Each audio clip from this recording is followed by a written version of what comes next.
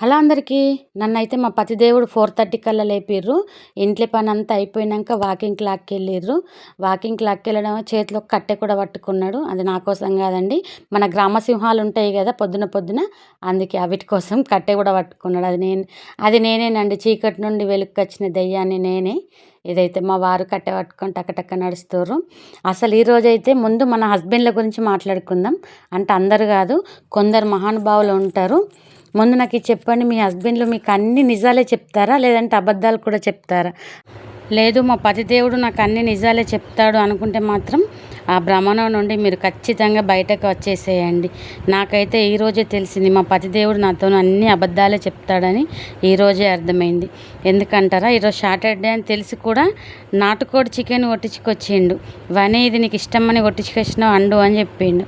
ఈరోజు సాటర్డే కదా అని అడిగితే దానికి సమాధానం నవ్వుకుంటూ అయ్యో మర్చిపోయినా అని చెప్పిర్రు.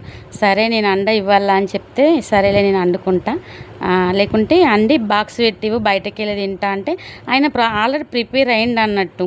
నేను ఈరోజు నాకు ఖాళీ దొరికింది, బయటకు వెళ్ళి మా ఫ్రెండ్స్తో ఎంజాయ్ చేయాలని ఆల్రెడీ ఫిక్స్ అయ్యిండు. ఫిక్స్ అయినప్పుడు అదేదో స్ట్రేట్గా చెప్పొచ్చు కదా, ఎంత డొంక తిరుగుడు ఉంటుంది అన్నట్టు. ఈ కహాని అంతా ఆయనకు తెలుసు, కానీ నాతో మాత్రం అబద్ధం చెప్పిండు. నాకు తర్వాత అర్థమైంది, ఈయన రోజు ఎన్ని అబద్ధాలు ఆడుతుండో. బతికిపోయినా నేను అన్ని నిజాలు చెప్తే అసలు ఆ నిజాలని తెలుసుకొని నేను తట్టుకోలేకపోయేదాన్ని కావచ్చు. అందుకే అర్థమైంది, కొన్ని అబద్ధాలు కొన్ని నిజాలు దాచిపెట్టడమే మన ఆరోగ్యానికి ఉత్తమం అని